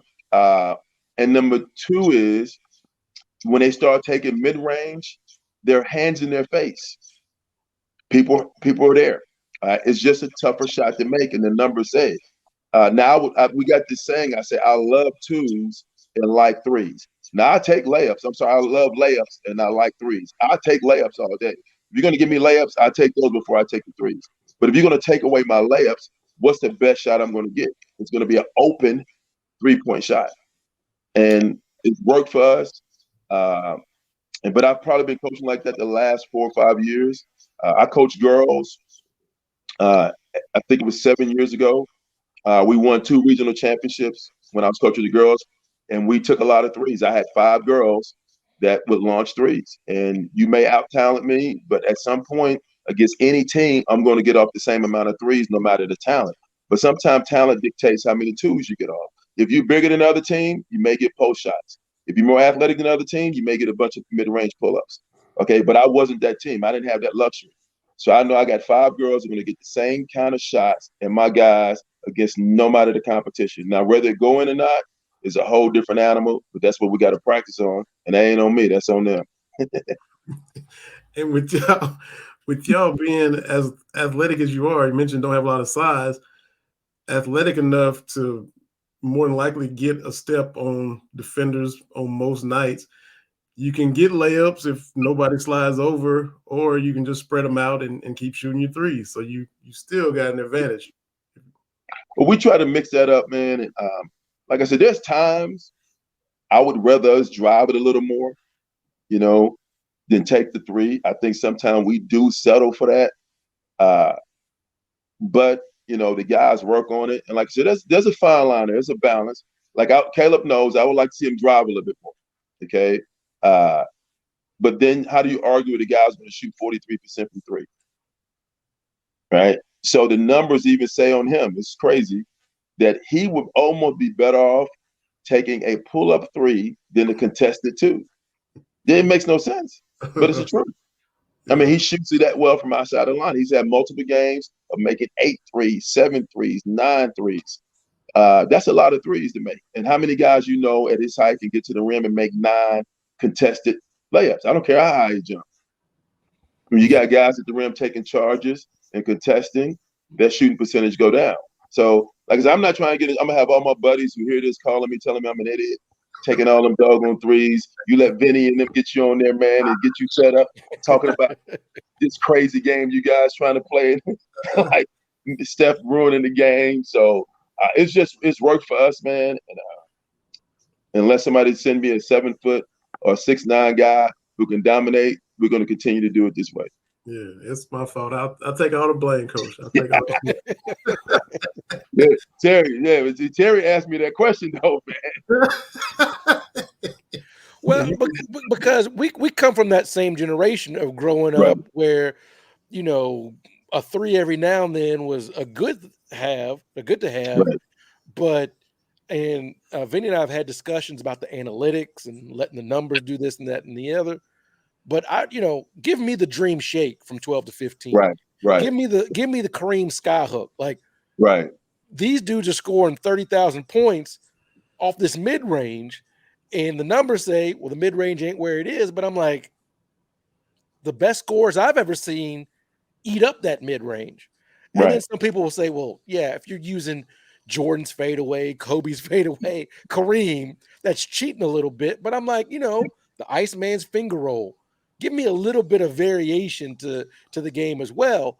But if you're not Michael Jordan, then you have to get the best shot available. Because if you are Michael Jordan, every shot's pretty much, in your repertoire. One of my assistant coaches, he'll say sometime, like every mid-range shot ain't created equal. So I'll give you that. Like Kyrie Irving and Kevin Durant right now, are the best mid-range shooters, and them guys going to give you 30. Okay. But now that takes some talent. And then when you don't have that, when you don't have the guys that are capable of making that shot consistently, right? And you're like me. I grew up with some guys that would dominate that shot. But a lot of reasons they dominate that shot, that was the only shot they grew up taking. Now, when you get an 8, 10-year-old, the shot they grew up working on is a three-point shot. Yeah. So when you get them, you're just teaching them how to make that mid-range shot. They're actually more comfortable shooting the three. I was more comfortable shooting the two. So I'm going to have to try to relearn retrain them how to make a mid-range contested shot, which takes a lot of time. Then it takes a lot of playing to get somebody, which kids don't do now. Kids going to go to the park, play one-on-one. It's just a one-on-one game. They don't get to play against older guys. So a lot of times what happens is you get kids who are comfortable taking this certain shot. And what I try to do is say, if you give me a kid who's never done a mid-range shot and I get him as a freshman, I don't think it's going to be possible. I'm going to teach him how to do that in 4 years against competition. Now, you can do it against teams, that you're going to beat by 50. But some guys, you go up against a 6'4" guy and you 5'10", you're not getting that mid-range shot off. No. If you 6 foot, you got a 6'3" athlete in front of you, you're not getting that mid-range shot off, especially off the dribble. Right? Now, if you create some type of help and somebody kick it to you and you got a three, that's maybe the best shot you get against that particular defender. So for me, it was about how do I beat the best competition, right? And for us, that was the best shot I could get for the players who wasn't as athletic or wasn't as talented as the rest of them. And I felt like if I got 5 guys on the floor that you have to guard from everywhere, it makes me more dangerous. And if you know how it was, who did you fear the most a lot of times? The guy was going to put the ball in the hole, right? And if I got 5 of them, if one in the corner, one in the other corner, I got 2 on the wings, how do you help knowing that there's a chance they may make it from 20 feet? And that's a lot just based on their talent. Some of them just not talented enough to dribble, get that shot off in your face, do the spin, do all these different things. Now, if you have those guys, great. But it wouldn't hurt for them to also be able to make a shot from the three-point line. But if you don't, to me, you got to have guys who can make an outside shot consistently, but you got to work on it, and we do. But I'm with you, though. Like I said, it's a battle. It was a battle, Coach. I'm telling you. It was a battle, man. I still struggle we with old it. Heads here, fight the numbers. I still struggle with it, man. I struggle sometimes. I go, man, but it's just hard to argue with sometimes. Yeah. So you got Harlan County at home tomorrow, and then at Harlan County Tuesday. So it's look like the quickest turnaround of the teams you play twice on the schedule. Do you like a quick turnaround like that, or do you like a little more time to go by when you have that rematch with the Clay counties and the Harlans and the teams you have to play twice? I like space in between, but we had to reschedule this game tomorrow because we had won the All-A region, and we was going to play them during that week. So that's the only reason it was that quick. Okay. Normally we would have a little bit. Normally we play them like in December and then late January. I'm gonna try to run home. I can't make it tomorrow, but Tuesday I'm gonna run up there and try to watch y'all at Harlan County. So be back home and get y'all. So yeah, looking forward to it. That is a rivalry. It is. That's since they opened that school, Have you been to that gym? You seen that gym? Yeah, been to one game there. This is my second Okay. game. My bad. They got one of the best facilities in the state. All right. Mhm. And when we go over there, it is packed. Okay. And they'll come to our gym.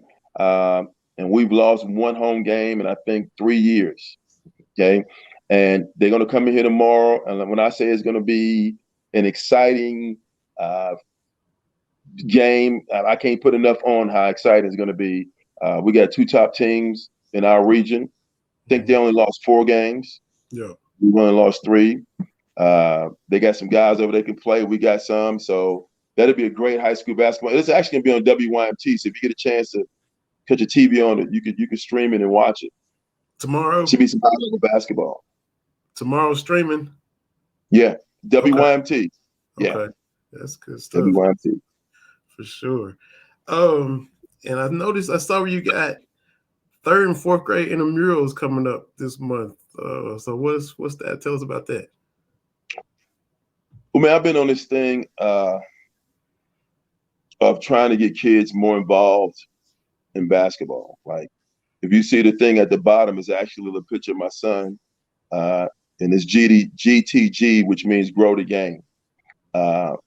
So at the 3rd and 4th grade level, man, I like to see kids actually have fun playing the game. It's actually going to be a 3-on-3 league. It's not going to be a 5-on-5. I'm going to try to get kids to get more touches, more shots, more chance to be able to dribble. And I'm going to do it without coaches because I think sometimes they get in their way of learning.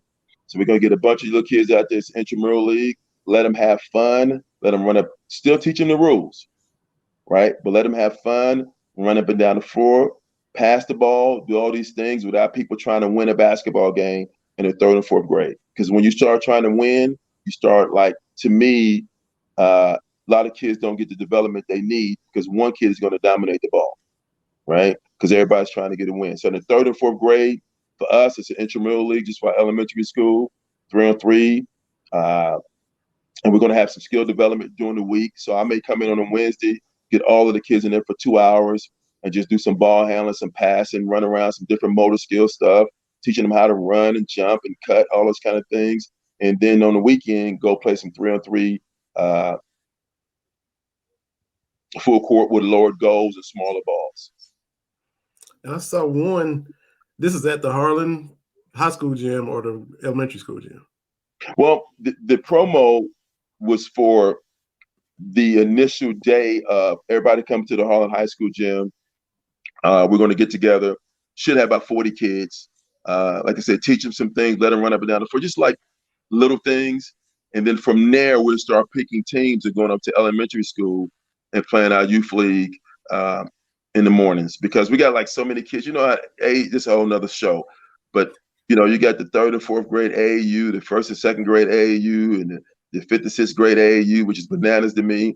But you got all these little kids going around playing 5-on-5 on 10-foot goals, throwing the ball up towards the rim, everybody running towards the ball, and then hence you get no development, right? And then what happens is as they get older, they lose interest because they can't play. They can't dribble, they can't pass, they can't see.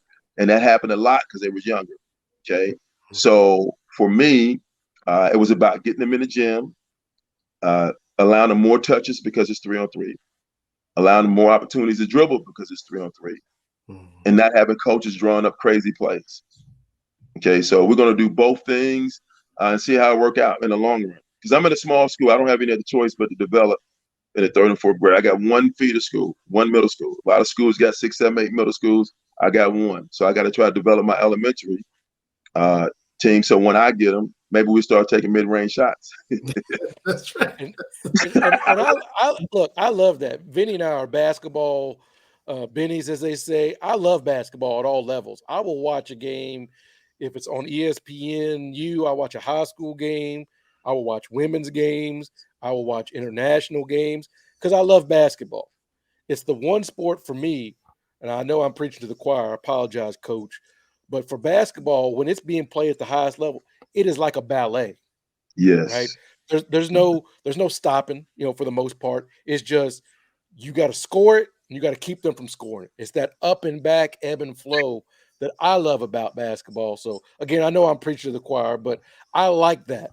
for the young kids, because if you're a little kid like I was, I still shoot off to the side because I wasn't strong enough to shoot it like this, right? So this is my pocket. Well, Right. that's not how you're supposed to shoot it. So Right. getting them those skills they need at a younger age, maybe I'd be able to drill with my left hand, Vinny.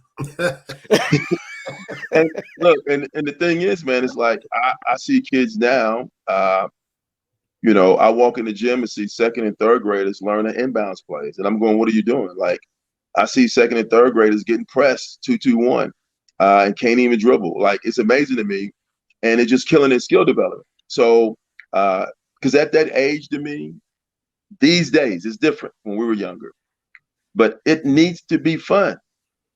It needs to be something they want to do. But if you can't run and you can't, like, to me, basketball would be miserable if I couldn't dribble, if I couldn't pass, and I couldn't shoot. All the while, somebody's yelling for the stands at me, pass it, shoot it. How miserable would you be? And this is what happens. And coaches are telling you, run over here, set a screen over here. You too little to set a screen. What do you know about setting a screen? Right? So hence they get into 7th, 8th grade and don't want to play no more. They doesn't want to play no more because it's not fun anymore.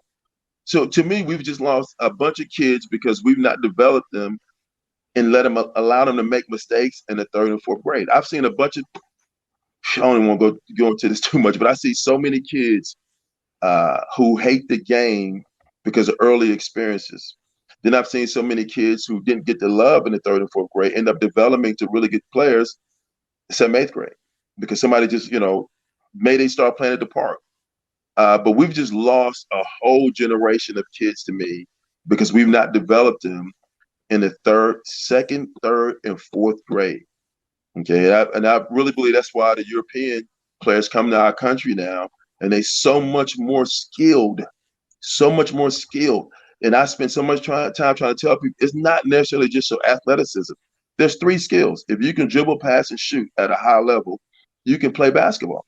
And if your footwork, and they do that a lot in overseas, they work on footwork, right? Look at Jokic. Look at Jokic. That dude, Luka. If you had to draw up and just look physically, ain't nobody picking up Jokic, but he's a problem. He's a problem because he can move and create passing angles. I'm preaching to the choir, but that's the little stuff that you just pick up from playing. And Vinny, I know we're pushing up at the time, but hey, that hit me right there. Talk about working with the young kids because again, I love basketball. I wish I was better, but it is what it is, Vinny. You pretty much hit the last thing I had written down. I was going to ask you to, from your perspective, the similarities and differences, growing up where we grew up, based on what you see as far as the game, you growing up and kids today, and you pretty much, you've been all over that already. Just So one last thing though, Ben, I'm gonna tell you something was interesting. So this year, in the last couple of years, if you watch us play, don't get mad at me because I sit down 31 minutes probably, right? I don't do a lot of yelling and fussing and pointing and all that stuff because I felt like if I ask all of the older dudes, how did you learn how to play? They're going to tell me by playing pickup, learning at the park, that no coach really taught them. They learned how to play by playing, right? So what I learned was when I learned how to play, because I was at the social club playing with all the older guys, right? Mm-hmm. They wouldn't pass me the ball because they wanted to win. Go over there and guard that guy. Cut right there. You got to box out. I learned how to play the game that way, right? So I get my kids and I let them learn how to play by going out there and stand out of their way. As coaches, I started to feel like early on I was in their way too much and I was stunting their growth. If I'm going to say you learn how to play by playing, why am I stopping them from playing every 5 seconds? Do this right. You're doing this wrong. Cut over here. Run this play, right? I wanted to create leaders. So if you watch us play, you'll notice my guys a lot of times will start coaching themselves. They start problem solving as you would in the pickup game. If we're in a pickup game right now, us 3, we would know who the best shooter was, who's the best ball handler, who we don't want shooting, who we want catching the ball. Kids can do the same thing if we just leave them alone. So as third and fourth graders, that's why I don't want no coaches. Let them learn. And a lot of times through failure and mistakes, you learn at a higher level. I don't need to be in the middle of that all the time. Right? So if you watch us and you see Coach Akal over there, it's because I have prepared them in practice. The game is the test. I can't shoot it. I can't rebound it. You know what you're supposed to be doing. Hold each other accountable. I can guide you, but I can't walk up and down the sideline stressing myself out after we already worked that. I got high blood pressure. Like, what am I doing? So, you know what I mean? Yeah. I'm done with this overcoaching. You done with it? Yes. Yes, I'm too old for that, man. It didn't work. It didn't work when I was doing it. One last thing too. We talked old school, we talked mid-range and all this. LeBron is about to break Kareem's scoring record. I, for one, never thought anybody would do that. When Karl Malone got within 1,800 points and didn't make it, I was like, well, that's the most serious challenge that Kareem's ever going to get. Your thoughts on seeing this record almost be surpassed? I mean, it's been a record for 40 years and it's about to be broken. So your thoughts on it? Man, LeBron is just different.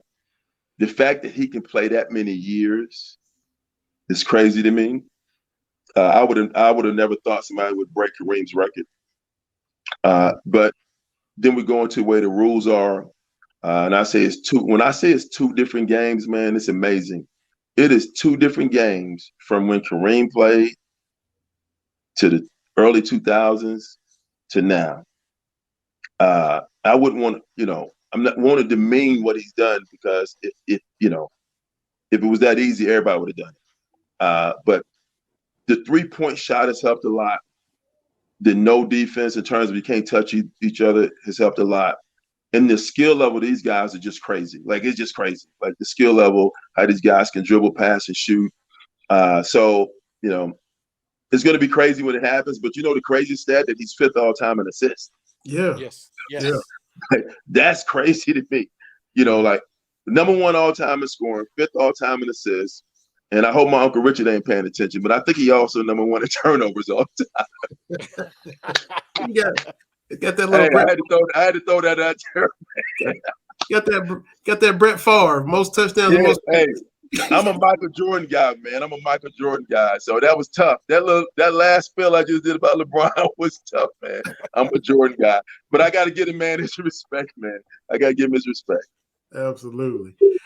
Well, I'm gonna catch y'all Tuesday night. I'm gonna come up for the game. Looking forward to it, and can't thank you enough for hopping on here. I think back a lot. If me and Dad would always talk, and I'd call him, and he'd be telling me about what your team is doing.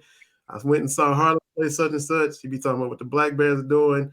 So I miss our conversations about your squad and what y'all be doing because he'd already be updated on what y'all been doing all season long.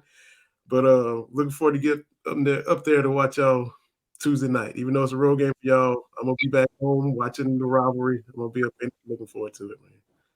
I just told my team not too long ago a little bit about your dad, man. Like, your dad was coming to games and I didn't even know it. It was crazy. Like, I look up and I was in Frankfurt. I was like, what is he doing down here? And I'd go to a game somewhere in another county. I'm like, how is he here? Like, but he would follow us and watch us play. And then I said, I'd get you in for free. No, I'm good. Look, he was so good to me, man. And my girls and my guys that, like, I miss him now. And people wouldn't understand because in this area, man, it's hard to get that kind of support, but he supported my girls' team. He supported my boys' team. And one of the last times I seen him, he came by my house. He said, hey, coach, he said, I want to give you something, man. And he gave me $25 to go feed me and my girlfriend. Just showed up in front of the house one day. And it was just crazy to me. He was a great guy, man. And I like I said, I miss him, man. I miss him a lot. Yeah. But I'm gonna let you guys go, man. Thanks for having me on, man. And anytime you want me back on, I'd love to come back on. But listen, them other guys that was from Cum, just don't have them back on no more, man. You're making me look bad, man. Oh, come on now. Hey, you can come on here and talk basketball anytime. You watch. As soon as we post it out, I'm gonna tweet it out and put it on Facebook and all the social stuff. You watch how much everybody's gonna enjoy this. Don't be selling yourself short, Coach. Come on now. I appreciate you guys, man. Hey, thank you so much, Coach. Thank you, Coach. We appreciate it now. Nice meeting you, Terry. Nice meeting you too, sir. All right. See you guys. Be good. Derrick Akal, coach of the Harlan Green Dragons. They play the Black Bears tomorrow and Tuesday. It has been a while. We had talked. That was probably last year, and then he had some family members he lost, and dad passed away. He lost his sister recently, so. So I appreciate him doing it. And like I said, I texted him today because it's been a long time, and I figured, set it up next week or the week after, depending on what's going on with his season and the team. His coaches are busy. I was like, no way. Oh yeah. But he was like, well, what time will tonight work? I was like, you talking about? He said, what time? I said, you talking about tonight or another Wednesday? Because I told we're on from 6 to 8, and if we got other guests on, well, work around that or whatever. He said, no, tonight 7:30. I was like, okay, so here we go. Appreciate here we go. Coach. But yeah, we could talk basketball all day long. You know how much I love not just Kentucky basketball, but all of it. It's all. And you know what basketball has meant to me and my family, so I love some basketball, and that's the thing too. Not to go, but what Coach said, kids don't go to the park like they used to. Yeah, and I saw someone talk about this, and I can't remember who it was. When you are playing pickup basketball at the park, you play to win, because if you go to Shawnee Park in Louisville, other places, and I know there's places where you're from. Hey, if you lose, it may be 45 minutes before you get back out on this court. So you learn how to play to win versus if you're in a league or in your AAU, and I'm not trying to downplay those things, but if you know you're going to get 5 games, it's different from, hey, we got to, if it's, 12 by ones or however you play, we got to win. The urgency. Right. Because when I was in high school, not to toot my own horn, I didn't play basketball in high school. I wrestled. But during the summers and during things, I would play with the other team. I would play with the dudes that played. And we would go to places. We would meet up at a park, and we would play until we lost. Because we would win 8, 9, 10 games in a row. And it's like, let us stay up, boy. Right. And so my junior coach was like, hey, man, no, you didn't want me back at, but I think you learn differently when it's playing for a survival versus playing for stats. And like he said, with all that stopping practice and all this, and we hear that, I stopped practice, I did this. That pickup game, you figure all that stuff out. You take you and 3 other people that never played together, but if that's the team. You figure it out. You figure out who can do this, who's the shooter, who's the defender. And on the other team, you figure it out quick. Oh, this dude can't dribble with his right hand. I'm going to force him left. Oh, This dude, every time he gets it, he takes a dribble and a pump fake. So I'm not going to bite on this pump fake, and I'm going to force him to. You figure all that out as the game is going. You figure it out on the fly. Because it was my job when I was running with these dudes. Bring the ball up the court. That was all. Bring the ball up the court and set picks. And I checked and I was like, you know what? That's my job. I can do that. Right. And I wasn't trying to do too much because, again, you don't want to lose. Yeah. Right. So I think that's the aspect that's missing as we move toward the AAU and the more regimented styles is, you got to have a little bit of that, whatever it takes to win. If I got a dude, if I know me and you on a team, Vinny, and you're cooking your dude, oh, Vinny, you all day, baby. Yeah. Right? Because we want to stay out here. I may take this one shot, but other than that, yeah. Vinny got somebody can't check him. It's like that. You remember the Bomani Jones episode? He talked about the run and shoot in Atlanta, the big facility, walking track, courts built in the 90s. There was an episode he talked about the run and shoot. It's closed now, but I tweeted and we talked about it. My dad, we got family down there. My dad got 3 sisters, 3 of my aunts live down there. I was like 14. Dad dropped me off at the run and shoot and rolled out, right?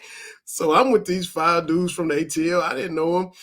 We had this little 6-foot point guard. I swear he looked just like Alonzo Mourning in the face. The goatee, high top fade, and all. I don't know where he played at. I don't know what level. Game was to 15. He would shoot 5 threes, and we would win. Next. Bop, bop, bop, bop, bop. Next. So I would get a rebound, give him the rock. I play defense. We all just gave him the rock. He hit his 5 threes. We stayed up for I don't know how long. And I'm about to run and shoot from a little town in Kentucky, never been there before, hooping in Atlanta all day. And we didn't lose because I wasn't trying to shoot, like you said. Homeboy, this dude is on another level. So we all just what you shooting for? Yeah. You know what you're trying to do. What you shooting for? Right? I was feeding little miniature Alonzo Mourning all night long. And we was rolling because he was scoring the 15 point. Wop, wop, wop, wop, wop. And the thing is, you got to do like that. You're going to set the pick extra hard. Like, come this way, I got you. I'm going to get you the space you need. Anyway, we could talk about that forever and ever. I think we covered. Did we cover everything? We did, man. We covered it all very thoroughly. Very thoroughly. You dropped the poll next week, but my Niners lost. The Cats, as Tristan said, I think the Cats going to be a second weekend team. I feel it in my bones. Mm-hmm. Absolutely. That sounds about right. And they keep doing what they're doing, they can do that. Yeah. Next week, got Mark's story set tentatively to hop on. Just did the Sports Figure of the Year ballots and all that, and with the Her Leader Forever, always drops knowledge. And I don't know if there's somebody else or not, but I'll see. We'll get it all tweeted out. But we had a great one today. Thanks again to Tristan Pharis and Coach Derrick Akal. They came on here and killed it. TB, you always killed it. You always killing it. You dropped plethora and cornucopia just for the fun of it to enlighten everybody's vocabulary. Well, when your mother's an English teacher, you should be able to use those words in a sentence because people be like, "Oh, you use that?" Hey, I don't be using English teacher, so yes. Good stuff, man. Appreciate you. Y'all stay warm. Hope springtime gets up there quick. Get through February and March. And it's getting ready to be real cold, but we good. We good, man. We good. We doing good. But go Cats. Like I said, they're gonna do the Pro Bowl, whatever. Oh yeah. This weekend, the flag and the skills. And as much as we hate it, it always does numbers. Yeah, I mean this. I like that skill stuff. The fastest man and the quarterback competition. I used to like all that. The game should have been put out the past year, and it finally has. But Peyton Eli coaching and whatever else they do. I'll look at some of that Sunday and look at some of the highlights of whatever they do tomorrow. Yeah. But you can't have guys whose season's over because they didn't make the playoffs or aren't in the Super Bowl showing up and expect them to ball out like they did all through the season. And now they don't have to do it anymore. And I'm here for that. Because if I went 7-9 and I've been 3 weeks into my vacation, you want me to show? I mean, I know it's Hawaii, but you want me to suit up and play hard? No, man. I've been in the ding dongs and ho hos. That's just me. But always fun, man. Thank you to our guests. We're gonna do it again next week. Absolutely. Appreciate everybody that took the time to watch. Hope y'all enjoy it. I'm gonna hit the little outro button for TB. This is Vinny. Another episode of Cats Talk Wednesday. Catch y'all next Wednesday.